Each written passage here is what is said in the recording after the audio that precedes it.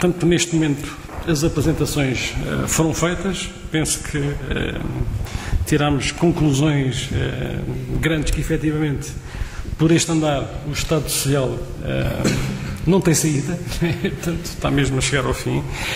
Agora, ia abrir o debate, portanto, a quem quisesse colocar alguma questão aos oradores, e estamos prontos para isso. Portanto, quem quiser.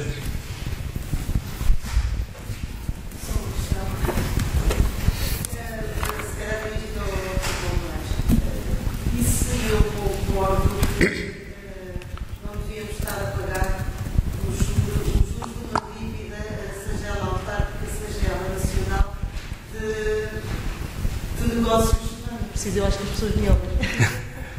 De negócios que... Fica gravado, peço desculpa. Peço desculpa.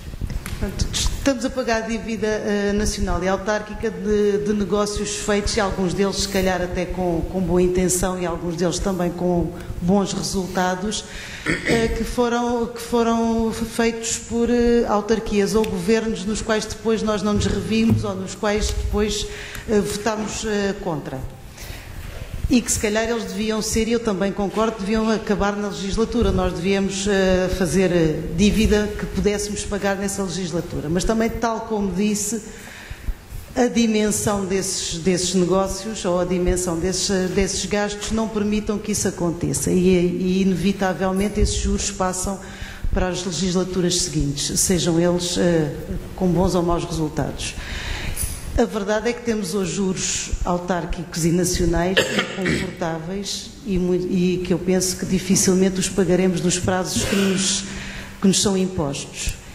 E a verdade também é que o que nos vendem, e aquilo que eu de qualquer modo começo a acreditar, é que temos mesmo que os pagar. E os partidos do chamado arco da governação também me parece que estão de acordo que elas são para pagar e não para negociar.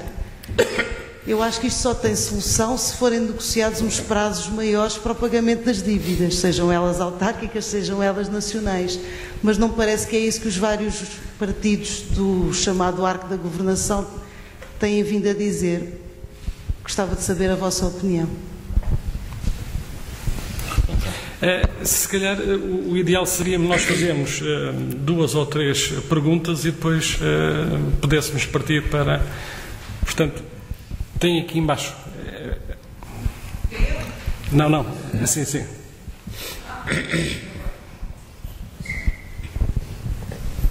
Boa tarde a todos. Em primeiro lugar, sinto-me muito honrada por estar aqui perante um painel fantástico de homens e mulheres inteligentes, cuja ação cívica conheço e louvo mais uma vez.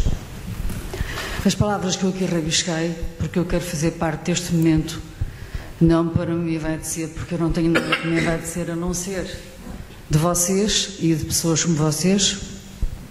Considero que, como o Dr. Paulo Moraes disse, que de facto o que está à vista de todos é uma governação feita através da fraude, através do engano constante e nós a assistir, como eu costumo dizer.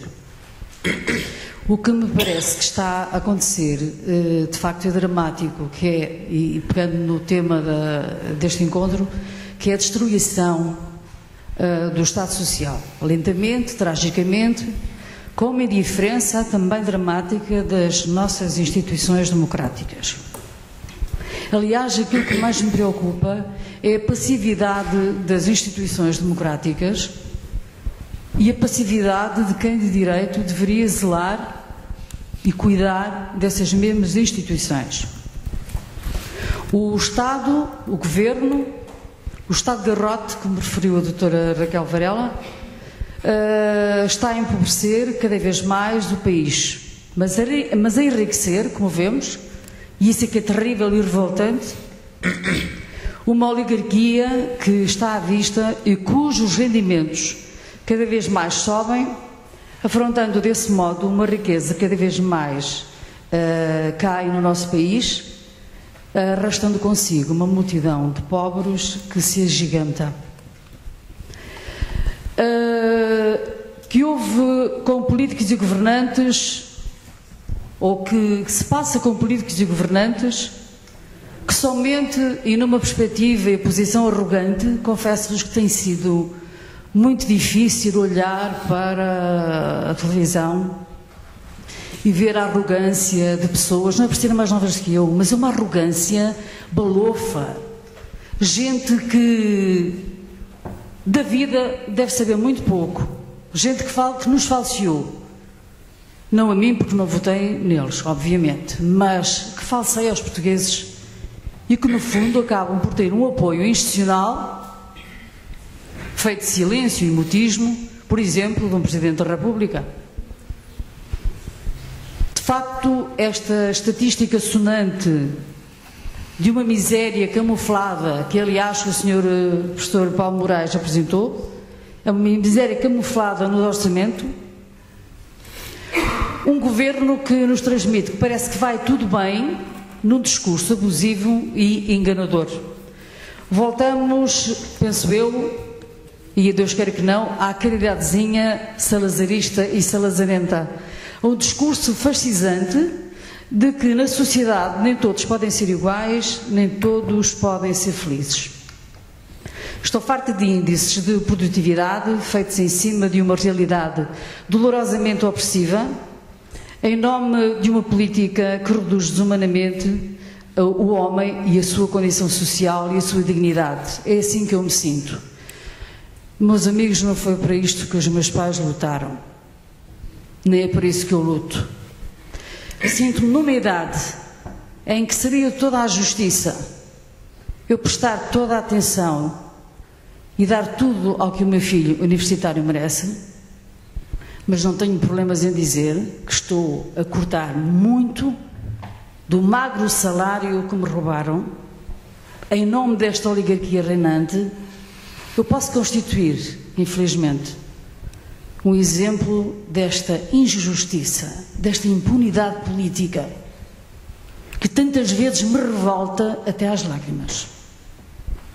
Há pouco eu dizia à doutora Raquel Varela, quem vê caras não vê corações. Quando estou na aula, tento transmitir aos meus alunos uma cidadania ativa e exigente. Não faço política na aula. Eu costumo dizer aos meus alunos que não tenho que tomar posição sobre partidos, mas que, sem dúvida, sou uma mulher em nome para a democracia, contra os fascismos e contra as ditaduras, venham de onde vierem. De facto, é terrível aquilo a que eu estou a assistir, e desculpem-me se estou a demorar muito tempo. É terrível o que estamos a assistir.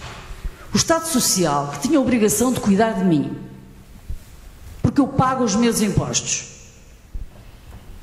que tinha a obrigação de me ajudar a cuidar do meu filho, que tinha a obrigação de acudir aos mais pobres, aos mais necessitados, porque foi para isso que, historicamente, o Estado Social, o Welfare State, foi criado. Que é feito dele? Porque é que se continua impunemente a fazer o que se quer da Constituição, a fazer letra morta da Constituição, a usurparem o poder? É verdade. As pessoas mentem, saíam, demitiam-se. Parece que ultimamente, e estou a falar do último ministro, que o pedido de demissão é saída airosa. Não é nada saída airosa. Quem mente deve sair. E neste momento já não há condições, porque se mente ao povo. E de que maneira? Relativamente àquilo que é feito em nome do povo, mas contra o povo.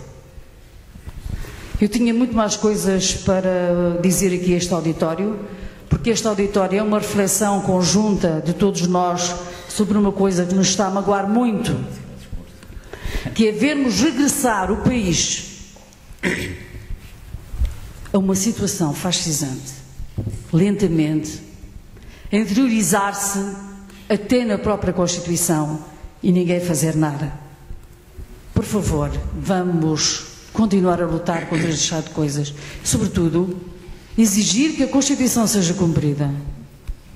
E exigir que os criminosos à solta sejam imediatamente presos e responsabilizados pelo mal que têm feito à minha geração e à geração dos nossos filhos. Muito obrigada. Ok, obrigado.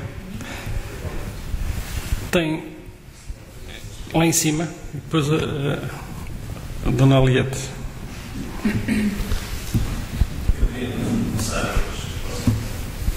Por felicitar o IPS pela iniciativa. Provavelmente a minha, embora não veja aqui nenhuma cara, apesar da presença da minha colega Sandrina Moreira, que aproveito para cumprimentar, o meu nome é António Almeida, sou sociólogo, professor desta casa.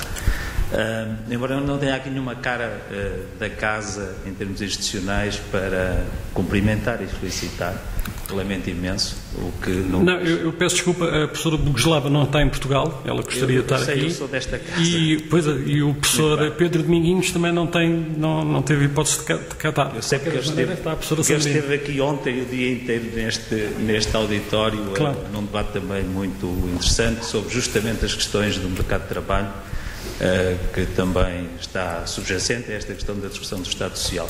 Mas, posto isso, 2 comentários e uma pergunta. A minha postura vai ser académica, porque o encontro tem uma chancela do Instituto Politécnico de Setúbal e, portanto, não vou falar dos meus afetos políticos, que os tenho, e das minhas opções. E, desse ponto de vista, porque uma imagem vale por 1000 palavras, dizem os homens, os marketeers, não é?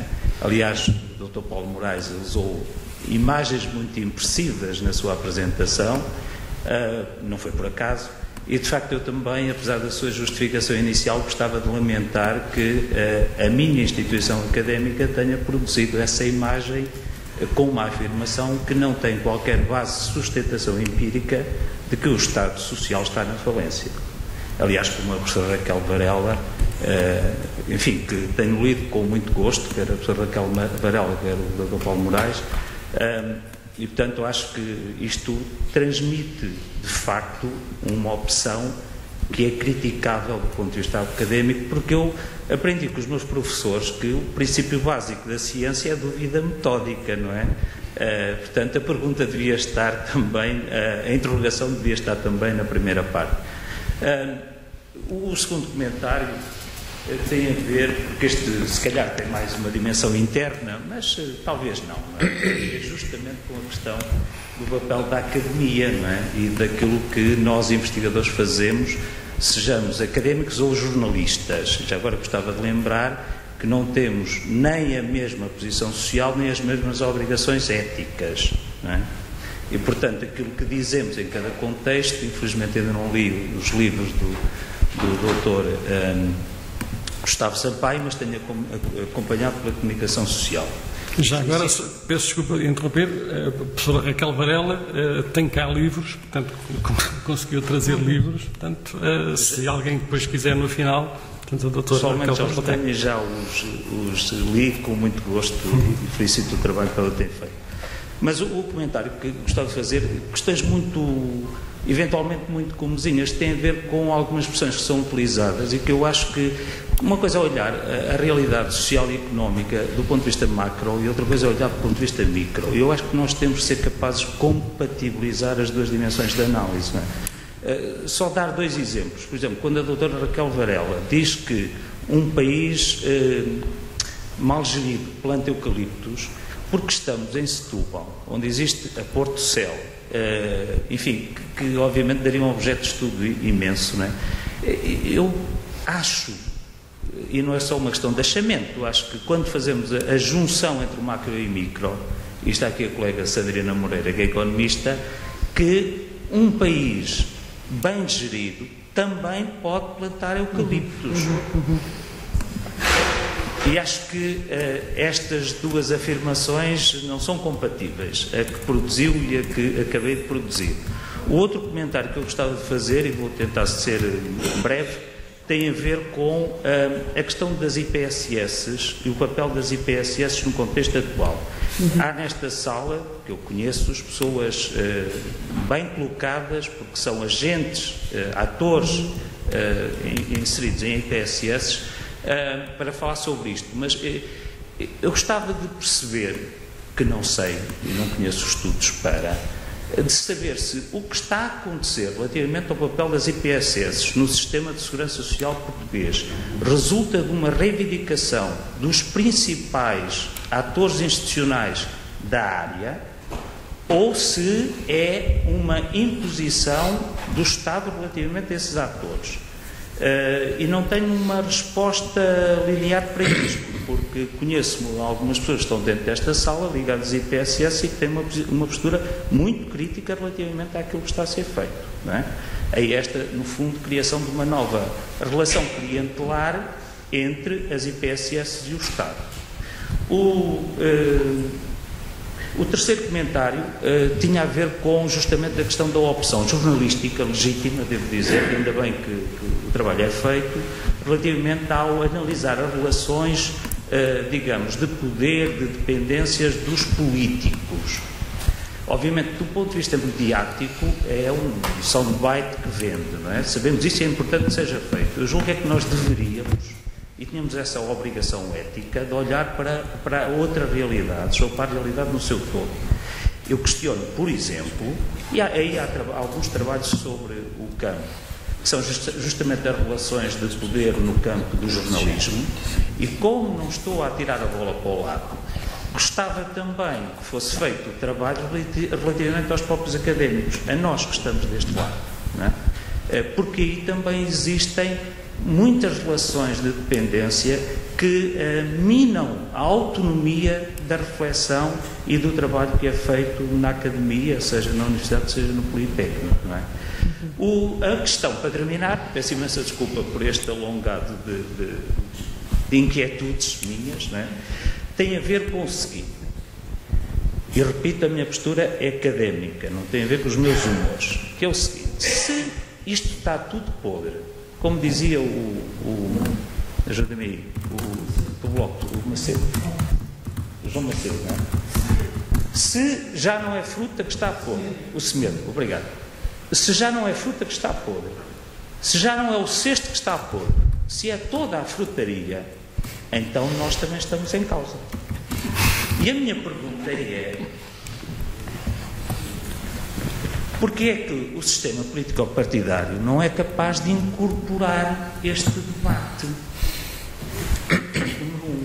E se o sistema político-partidário não é capaz de incorporar este debate, porque é que a sociedade civil, para além de se lamuriar, não age, não se organiza para, não é? Ou seja, porque é que não aparece o Podemos, português, ou coisa similar, não é? Se é uma questão da organização do sistema político-partidário, avante, vamos a isso, não é?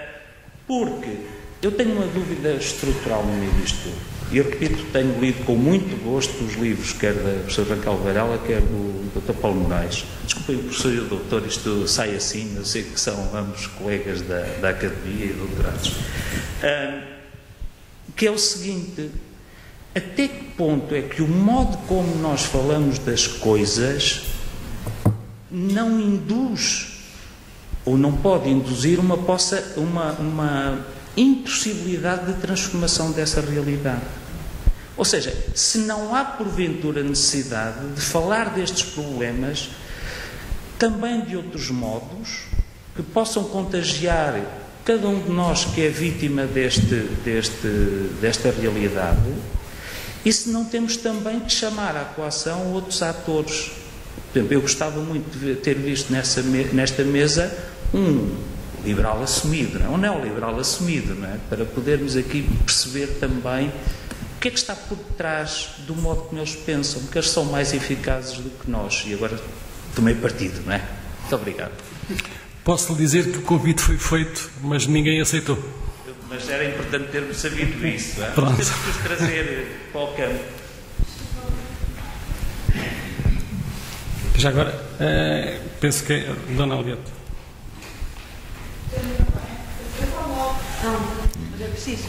Eu vou-me contar também. A minha experiência de vida leva-me a considerar sempre, cada vez que aceito um convite, se valerá a pena ou não. Porque normalmente fico frustrada. E vou explicar porquê. As pessoas que deveriam estar para usufruir de algum conhecimento, às vezes não são aquelas que ignoram tudo. E eu penso que a sociedade, nesse sentido, está a deixar andar de uma forma, para mim é muito incómoda, porque se me perguntarem coisas do meu país, do nosso país, eu posso dizer, continuo a ler o ultimato de Pessoa e ainda está por se cumprir.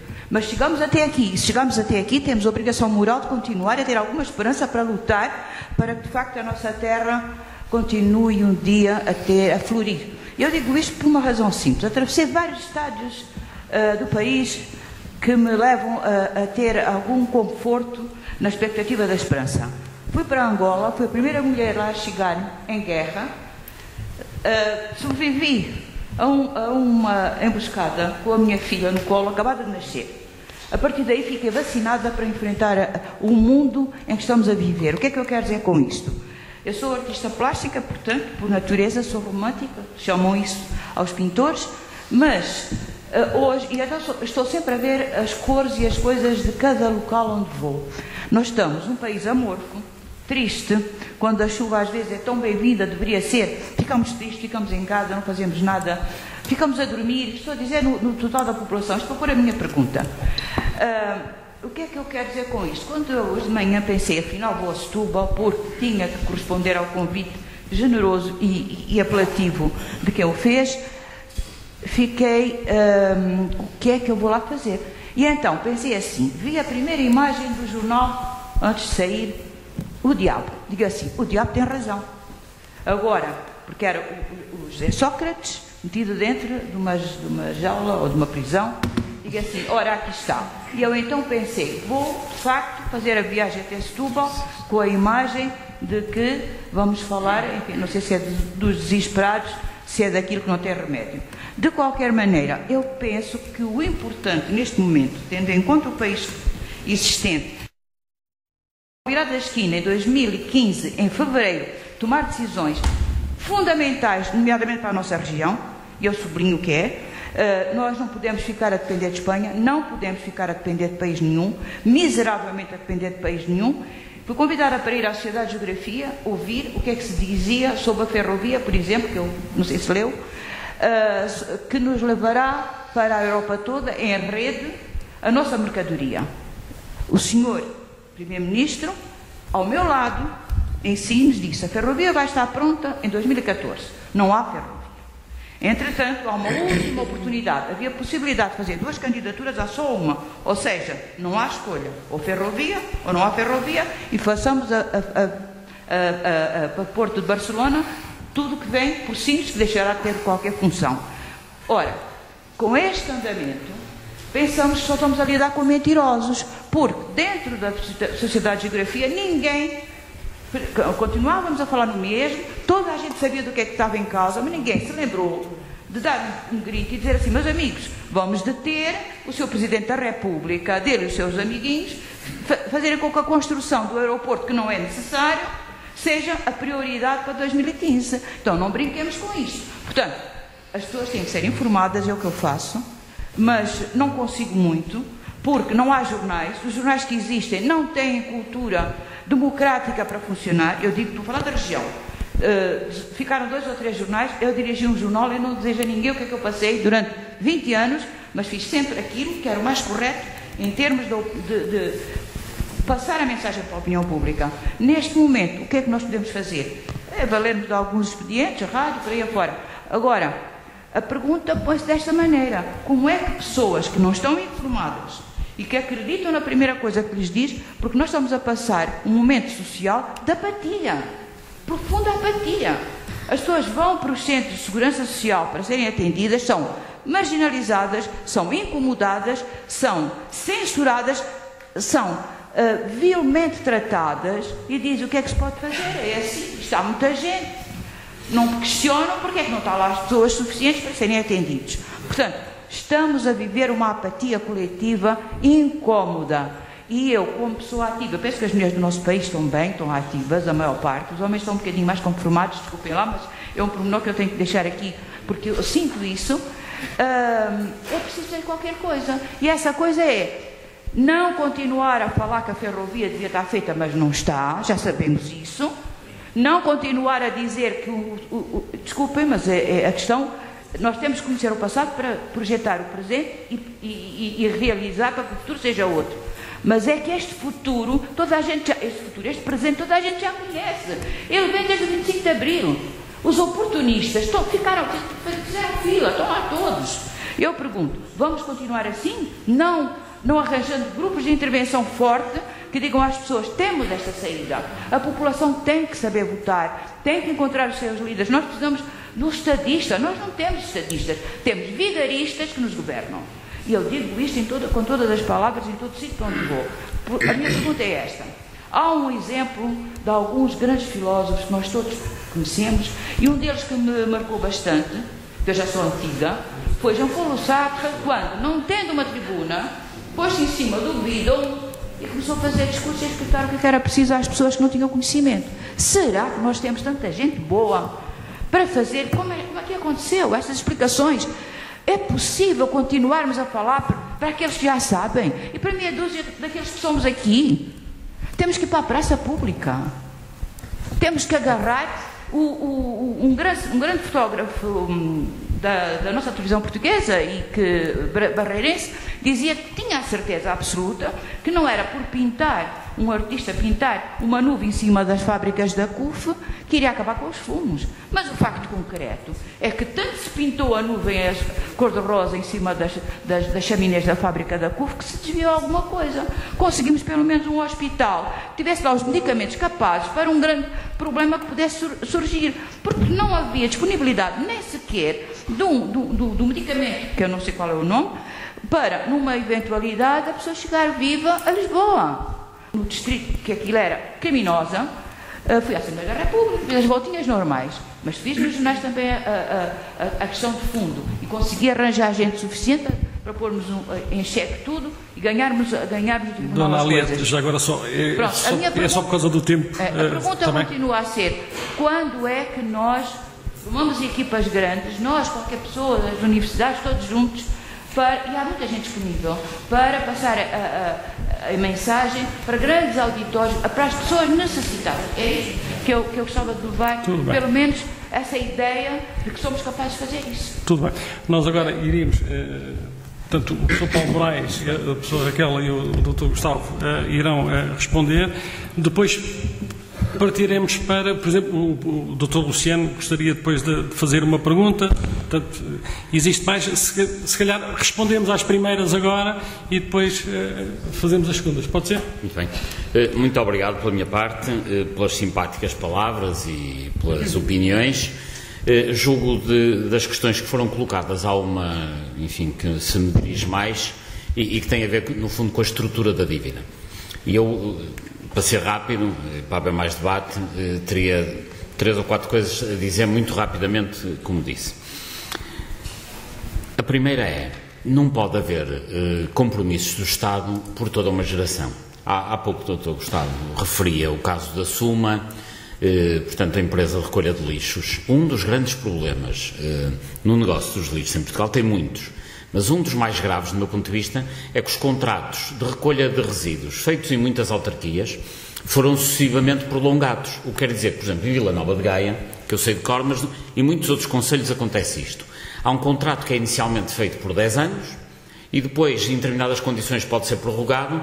Em Vila Nova de Gaia, o contrato que a Suma tem com a Câmara já vai em 25 anos. E que legitimidade tem alguém, um ator político, que se candidata a mandatos por 4 anos, de arranjar formas legais ou ilegais, não quero agora entrar aqui nessa discussão, de obrigar a que um concelho fique vinculado a uma empresa durante 25 anos. É porque, de facto, há pessoas que ainda não nasceram e vão pagar taxas para pagar um contrato que já está neste momento celebrado. Portanto, isso não faz sentido. O problema da dívida é um problema semelhante, e que é a contratualização em nome do Estado de compromissos para além de um prazo razoável é antidemocrático, como aliás já referi. Indo à dívida muito concretamente. Eu acho que a dívida merece uma auditoria, mas não é tanto aquelas auditorias que se pedem por aí, porque soam em termos de opinião pública aquela ideia de não pagamos, não é isso. E nós, no fundo, temos uma dívida que existe, não pode ser negada, mas que tem que ser devidamente analisada, porque há dívida que foi contratada para fazer obra pública, de facto, a juros decentes. Depois há dívida que foi contratada para fazer obra pública a juros indecentes. E depois ainda há a dívida que foi contratada para nem sequer fazer obra pública, para fazer outras coisas. E, portanto, isto é completamente diferente. Aquela dívida que foi contratada de forma decente, com juros decentes para fazer obras de interesse público, essa tem que ser devidamente calculada. A outra tem que ser muito, muito bem revista e muito bem repensada. E em qualquer circunstância, e atendendo ao facto de vivemos numa democracia, não num sistema feudal, o que tem que se fazer é limitar os pagamentos de dívida, em qualquer circunstância, a um limite do orçamento. Não sei se é 2%, se é 1%, enfim, também não vamos agora entrar aqui nessa discussão técnica, mas qual é o limite adequado? É o limite que os outros países têm, é que nem é preciso ir inventar muito. E quais são os rácios que nos países cumpridores se pagam de dívida pública face ao orçamento e face ao produto interno bruto? Então se é 2%, então se é 2,5%, porque é que em Portugal se paga 5%? Portanto, tem é que se adequar. Isto é um critério económico ou financeiro, se quiser, nem sequer é um critério moral. Depois há um outro aspecto que é este: o pagamento de juros muito para além do que é aceitável, que é o que acontece em Portugal. E reparem, não estou a falar dos juros que se paga à Troika. Neste momento, Portugal pediu dinheiro à Troika para pagar estoque de dívida anterior, de juros da ordem dos 6,7%. Pagamento excessivo de juros e sacralização da dívida leva a que depois os diversos capitais disponíveis no país se destinem a comprar mais dívida. Neste momento em Portugal, parte do dinheiro que a banca recebeu para se recapitalizar da Troika, onde é que a gastou? Em dívida pública. Porquê? Porque se os atores políticos do governo e da oposição dizem que a dívida pública portuguesa é sagrada, então naturalmente os banqueiros, que são racionais nesse ponto de vista, vão investir em dívida pública. Assim, se eu fosse administrador de um banco, era o que faria. E entre pegar em 500 mil euros, ir emprestar a restaurantes, cafés, etc., correr o risco, gente que tem empregados, etc., entre isso, que é um negócio de baixa rentabilidade ou risco, ou ir junto do Estado português comprar dívida pública, que é super rentável e tem risco zero, eu se fosse administrador de um banco faria o mesmo. E, portanto, que os administradores do banco façam isso, eu compreendo. Não compreendo é que o Estado se ponha de cócoras face aos administradores da banca.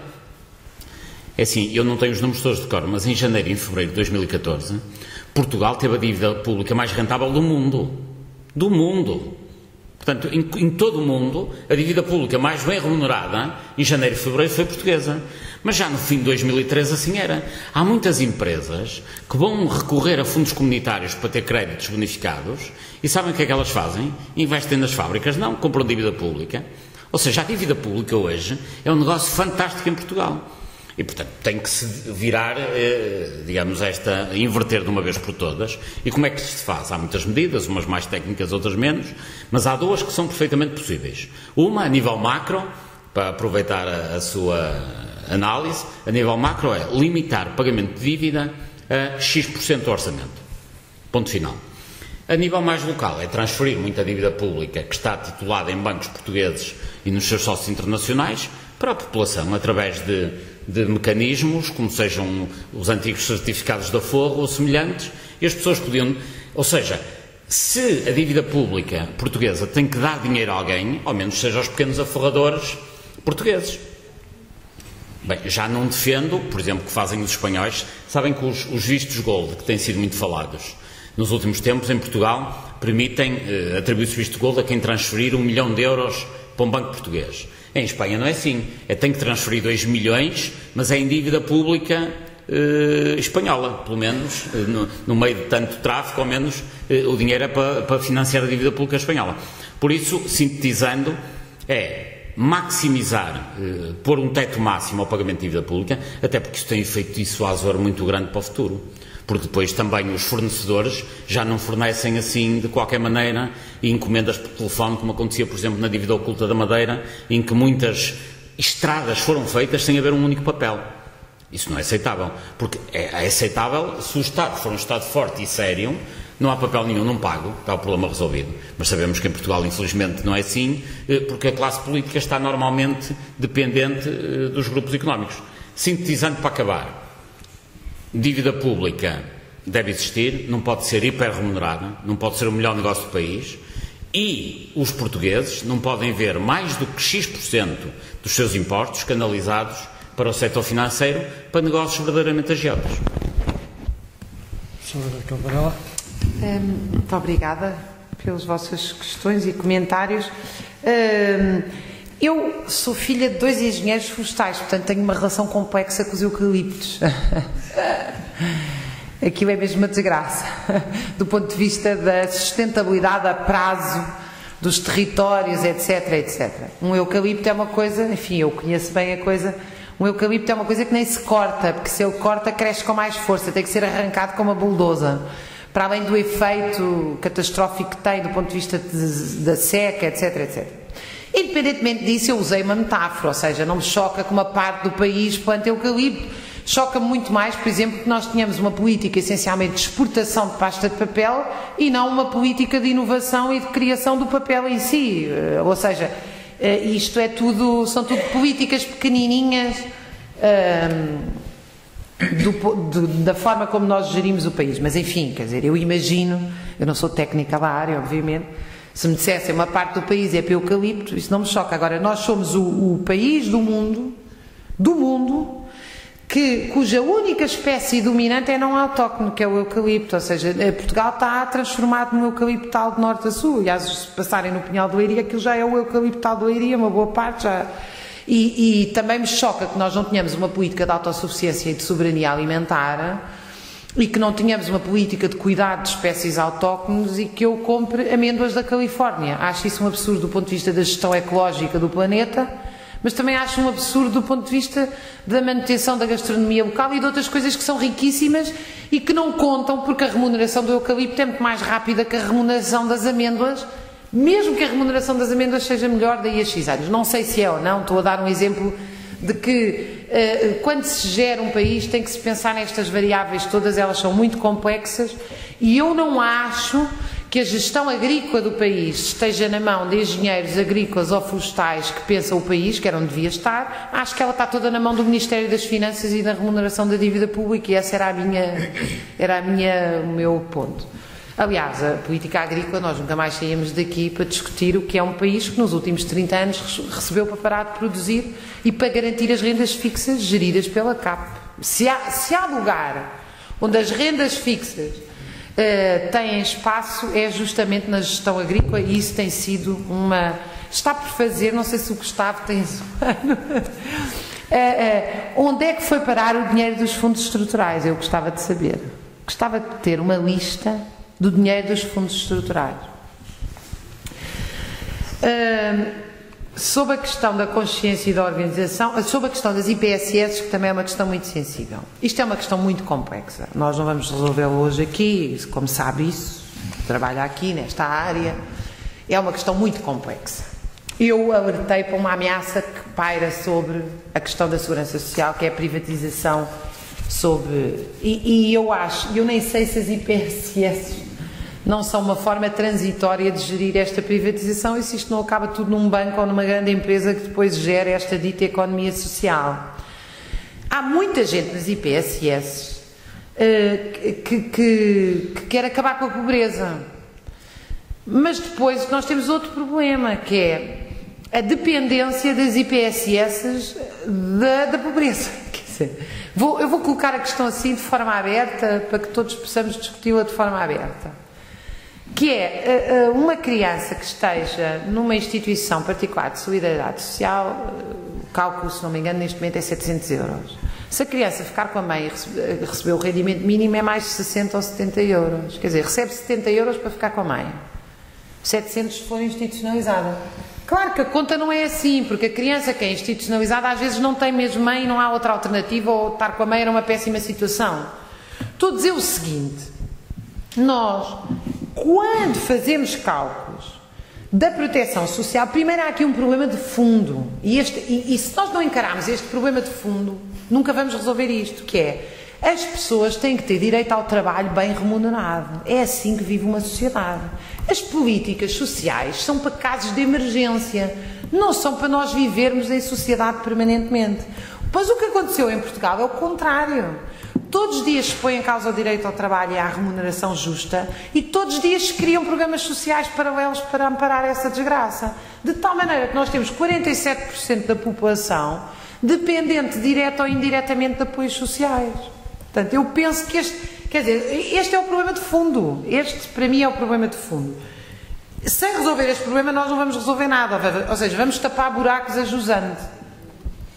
O tapar buracos a jusante implica, vai sempre ser um problema, porque nós estamos a gerir pobreza focalizada, pobreza nas suas diversas vertentes.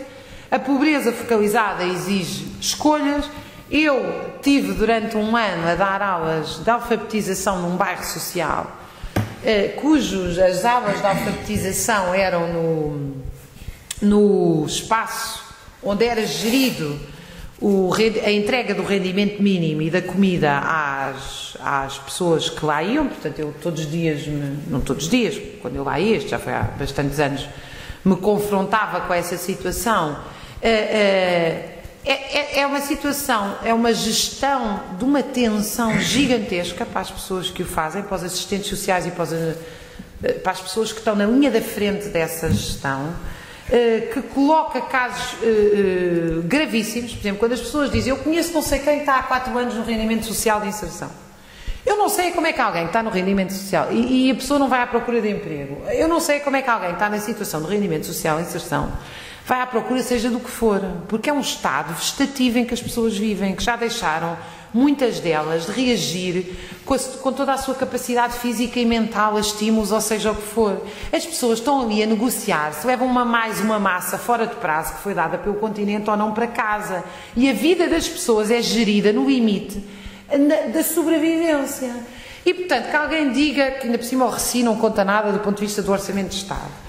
Portanto, estas políticas, ou seja, as pessoas que estão na linha da frente das IPSS tomam todos os dias escolhas muito difíceis. Eu não estou a pôr isso em causa. E muitas delas, acho eu, porque eu tenho e faço imensas palestras para IPSS, gratuitamente, com todo o gosto, vejo que muitas delas estão ansiosas porque se apercebem do que é que se está a passar. Ou seja, que não há nenhuma vontade de pôr fim à pobreza, mas há uma gestão da pobreza contínua. E essa gestão da pobreza contínua está a abrir espaços a situações pouco claras, e nós temos que o dizer e temos que alertar para isto.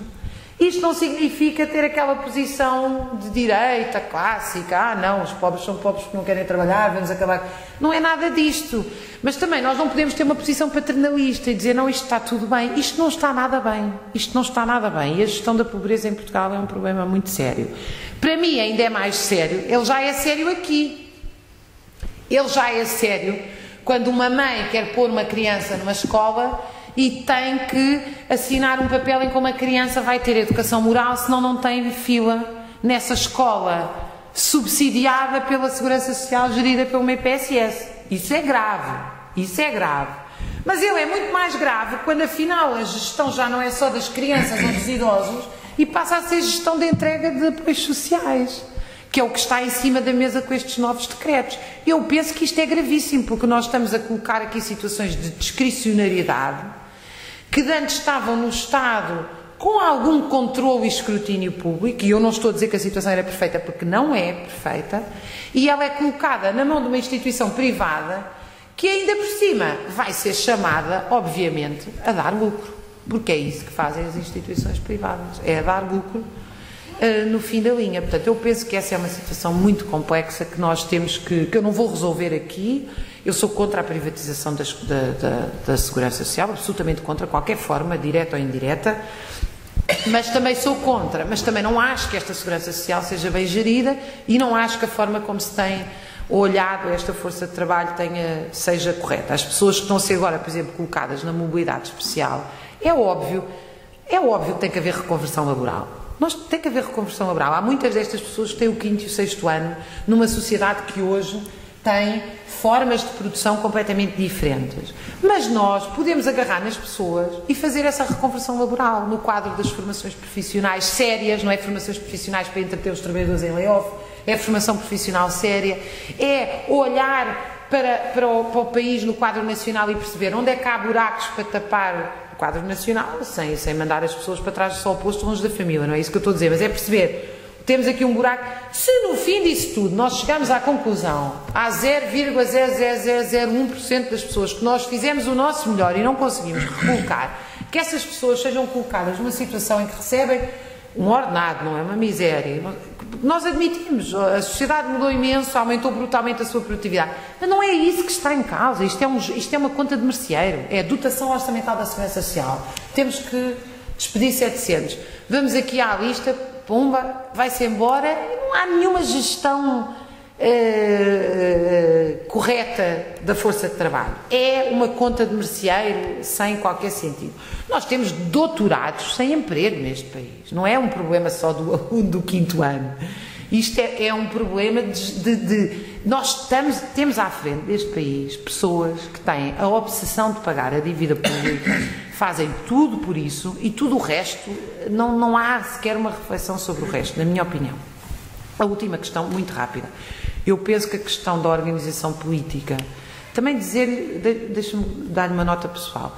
Eu penso que nós, como académicos, temos que ter uma intervenção cidadã e que a nossa intervenção cidadã deve seguir o mesmo ritmo da nossa intervenção académica. Ou seja, eu acho que nós, como académicos, temos rigor e, como cidadãos que fazemos intervenção social, política, também temos que ter esse rigor. Esta coisa de que a gente pode estar num partido e dizer a coisa que é funcional e tática, eu também não vejo isso assim, ou que como académicos não temos uma intervenção política. Eu não consigo distinguir a minha persona social, política e académica, confesso-lhe, porque eu como académica sou rigorosa, mas como académica eu faço intervenção política e social porque eu não acredito em mim fechada lá numa torre a produzir coisas que não têm qualquer efeito para a sociedade. Eu acho que tenho um papel como académica, que paga, aliás, pelo conjunto da riqueza social de todos nós. Eu tenho esta obrigação social, mas a minha obrigação social também não é dizer o primeiro disparate que me vem à cabeça, não é porque eu despi o meu papel de professor que eu chego ali a um lado qualquer e digo a primeira coisa que me vem à cabeça, que é uma coisa que eu também acho que os partidos deviam refletir. Nós temos que ter sempre cuidado naquilo que dizemos, seja em que situação for. Posto isto, eu vou dar uma opinião muito política aqui, a qual eu tenho alguma reflexão académica no campo dos conflitos sociais, mas não toda a que gostaria. Eu penso que o problema da sociedade portuguesa não é um problema do povo todo, é um problema sobretudo dos setores mais organizados, não é? Aquilo que antigamente se chamava a vanguarda. A vanguarda não são 100 eliminados de um partido político que vai fazer um amanhã soarengo. A vanguarda são os setores da sociedade mais conscientes, que têm mais instrumentos na mão e que têm a obrigação de ter um efeito de arrastamento para os outros setores, não é? Se quiser, há setores inteiros, às vezes setores sociais ou um determinado setor de trabalhadores, etc., que têm esse papel, um papel exemplar para os outros. E esse papel é um papel organizativo, porque as pessoas, as ideias têm força, mas não têm pernas, as ideias têm que se sustentar em organização estruturada, porque senão o que acontece é que quem está organizado tem o papel essencial, mesmo que não tenha a força das ideias nem apoio social. Isso na história acontece muitas vezes. Eu estudei muitos casos desses, em que há uma espécie de um atraso histórico, aquilo que nós chamamos mesmo um desencontro histórico entre as organizações e o pensamento político, não é? Eu não tenho dúvidas nenhumas, que a maioria dos portugueses acha que é governada por um grupo de vigaristas e que não há e eu devo dizer, eu faço uma espécie quase de presidência aberta, que eu faço, nos últimos 3 anos devo ter feito uns 200 e muitos debates pelo país fora. O Paulo sabe, a primeira frase que se ouve em qualquer lado deste país é: nós somos governados por pessoas que nos estão a roubar. Isto é uma frase que é dita em todo o lado, em qualquer organização socioprofissional onde vocês vão, em qualquer parte do país onde vocês vão. As pessoas, a generalidade das pessoas está muito desconfortada com esta situação. A forma como tem protestado é a abstenção, que dispara, é o abandono das organizações políticas, sociais e sindicais com as quais estão profundamente desmoralizados, e muitas vezes com razão, é preciso dizê-lo. Agora, mas o que é que acontece? É como o voto em branco, não fica lá ninguém. O facto das pessoas terem deixado de se organizar nos seus locais de trabalho, nas suas locais de moradia, não significa que há um vazio político, é como a isenção fiscal, não significa que alguém deixou de pagar. Significa que quem tem estruturas organizativas, mesmo que seja minoritário no quadro da sociedade, é quem dá o mote para o funcionamento da sociedade, mesmo que seja minoritário e seja cada vez menos representativo. E, portanto, é assim que nós podemos chegar rapidamente a taxas de abstenção de 70%, a taxas de sindicalismo. A taxa de sindicalismo, neste momento, em Portugal, os sindicatos estão numa profunda crise, a qual não querem avaliar. Alguns sindicatos sim, alguns sindicatos, mas a maioria não. A maioria esconde, aliás, que estão nessa profunda crise. Profundíssima, nem imagino. Nós estamos a falar de sindicatos, alguns deles que perderam metade dos sócios nos últimos 5, 6 anos. Alguns dos grandes sindicatos. Portanto, nós estamos com uma taxa real de sindicalismo, neste momento, que não ultrapassa, na minha opinião, a média entre o setor público e o setor privado, 12%, 13%, andará por aí. São os outros 86 ou 87 desorganizados que mandam no movimento dos trabalhadores. Não, são os 13% organizados. Portanto, esta percepção, e eu penso que este é o grande calcanhar daquilo da sociedade portuguesa. Para mim, a sociedade portuguesa dos últimos 40 anos, dos últimos 20, foi uma sociedade que abdicou da organização. E, portanto, repousou na democracia representativa e no voto de 4 em 4 anos.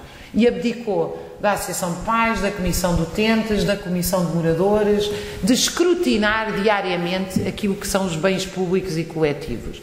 E o resultado não foi o vazio político, foi que este espaço foi todo tomado por quem lá está, por quem é organizado. E eu penso que essa é a grande questão. Como é que se vai resolver isto? Não sei. Se eu soubesse, juro que não ficava só para mim. Prometia isso. Bem, das intervenções que fizeram, julgo que a única questão mais ou menos dirigida a mim foi por parte do professor António Almeida, salvo erro, e tem a ver com a minha posição enquanto jornalista neste debate, que é de facto uma posição um pouco mais condicionada do que os meus colegas de painel, porque o jornalista, no exercício da sua profissão, de facto tem que obedecer a determinados princípios éticos e deontológicos e tem que se cingir, digamos, a uma certa imparcialidade / neutralidade na forma como aborda as matérias, sobretudo de índole política, ou pelo menos é essa a concepção que eu tenho.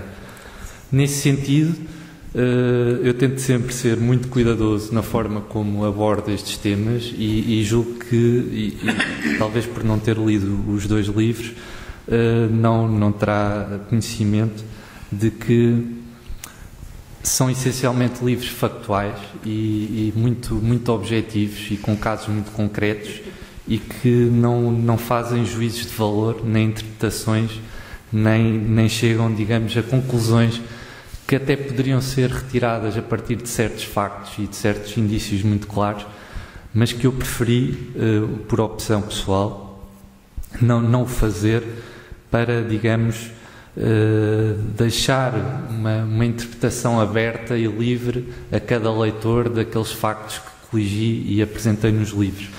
E as introduções aos 2 livros são muito óbvias no sentido de tentar mostrar o contraditório, tentar não fazer sentenças ou chegar a conclusões e juízos de valor, direcionando, digamos assim, a interpretação de cada leitor para essas conclusões e deixar, respeitando a inteligência de cada leitor, deixar para o leitor chegar às suas próprias conclusões a partir desses factos e dessas situações descritas.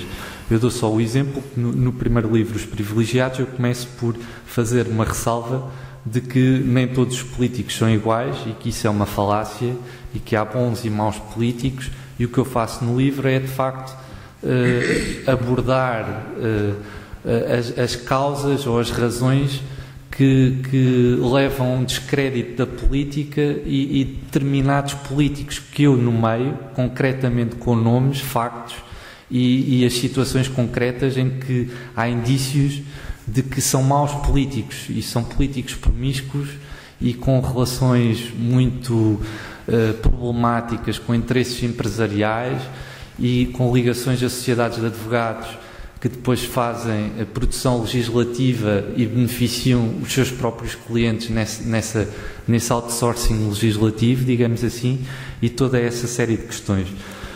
Reconheço, contudo, que hoje aqui, mesmo perante esse condicionamento, eu passei, digamos, uma certa fronteira e passei para o lado, talvez, da análise, ou tentei, e acabei por defender algumas coisas que eu, de facto, defendo, que é o Estado Social, e defendo que há setores essenciais do Estado Social que devem ser prestados pelo Estado e que não devem ser prestados pelo privado, porque lá está, é tal lógica do lucro e da rentabilidade que determinados serviços públicos, na minha concepção, não devem passar para o privado. Assim como há outros setores que eu não vejo inconveniente em passarem para o privado e que se calhar até são melhor geridos. Agora, há também uma ressalva que devo fazer, que é, uma coisa é privatizar uma empresa e digamos, o liberalismo ou o neoliberalismo, como referiu, poderá defender isso como um modelo económico alternativo. Eu tive algumas cadeiras de Economia Política e o insuspeito professor João César das Neves, que me deu uma dessas cadeiras, a mim ensinou-me que, ao privatizar-se uma empresa, os benefícios dessa privatização são sobretudo que haja depois concorrência e que isso melhore até a gestão dessa empresa e melhore até o serviço aos cidadãos prestados por essa empresa. O que eu levanto nestas últimas privatizações e nestes casos que abordo no livro Os Facilitadores são privatizações de empresas que são monopólios naturais.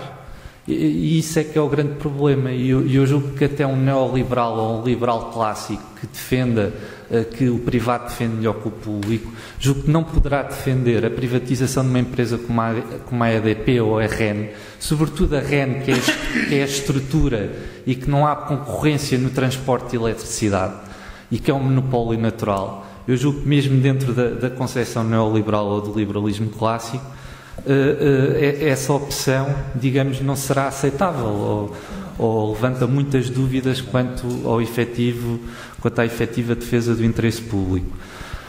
Relativamente à minha intervenção, julgo que, apesar de ter, digamos, passado para esse outro patamar mais de análise e defender um pouco também alguns princípios que defendo e abandonar um pouco o papel de jornalista, apesar de tudo, comecei a minha intervenção, se bem me lembro, por referir que também há uma causa exógena, estrutural e externa para o perigo que se coloca hoje em dia, na minha perspectiva, sobre o Estado Social. E comecei por referir toda essa evolução histórica ao longo das últimas décadas, desde praticamente a queda do Muro de Berlim, referi a questão demográfica, referi a questão da fuga ao fisco e dos offshores e do dumping fiscal, e referi que é muito difícil, a nível nacional, tratar dessa questão se não houver uma posição concertada, se não ao nível global, pelo menos ao nível da União Europeia, que já será pelo menos um primeiro passo para o fazer, porque basicamente o capital foge para onde tem melhores sistemas e melhores regimes, e isso é óbvio, tal como é economicamente racional, e o Dr. Paulo Moraes referiu isso, a uma empresa sediar-se onde pagará menos impostos.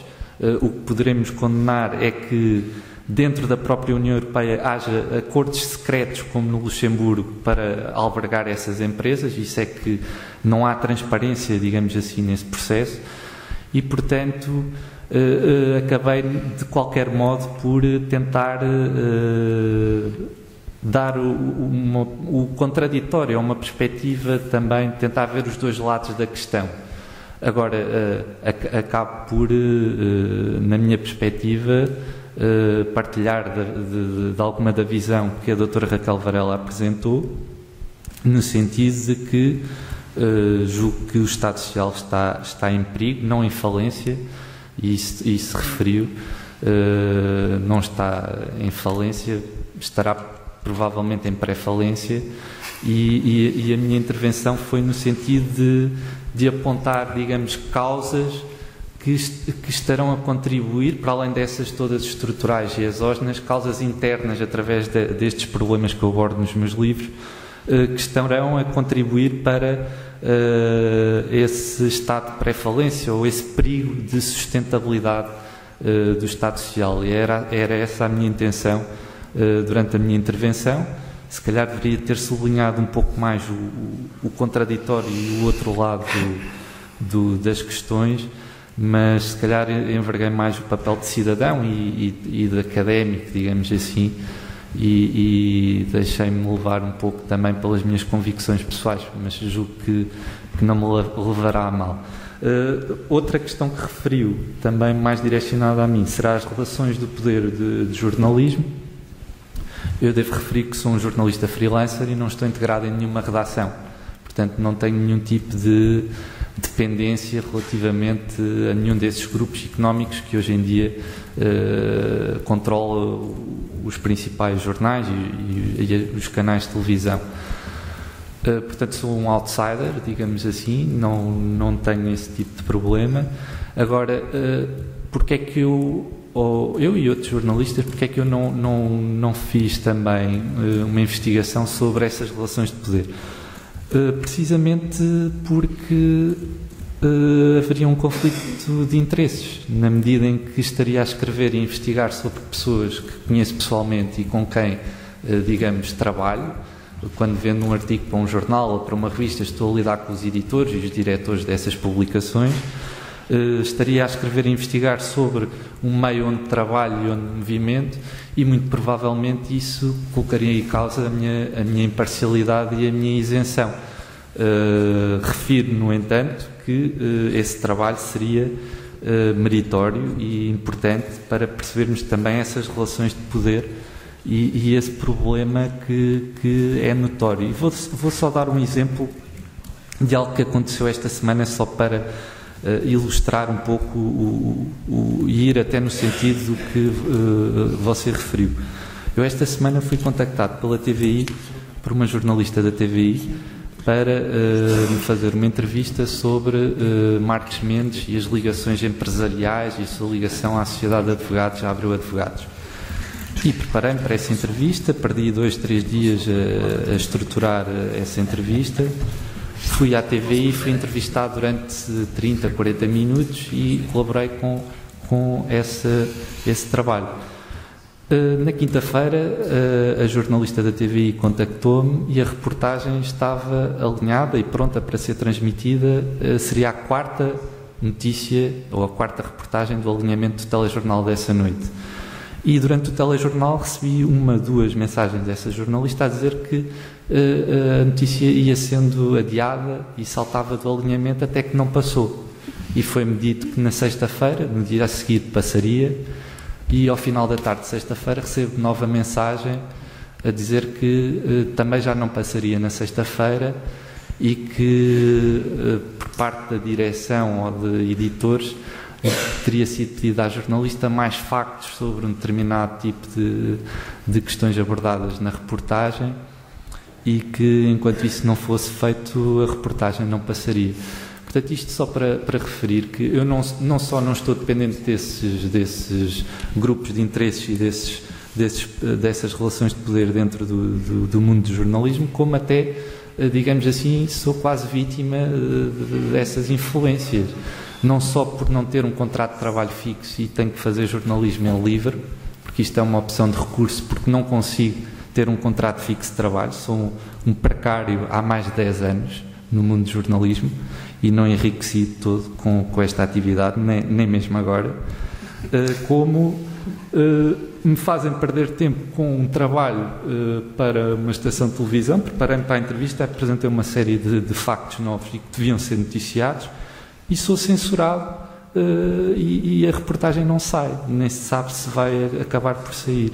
Portanto, isto só para ir ao seu encontro e, sobretudo, sublinhar a minha independência e referir que isso também é um assunto que devia ser investigado e abordado, e que há um grande problema relativamente a este assunto, é que os jornalistas têm uma grande relutância em fazer uma autocrítica.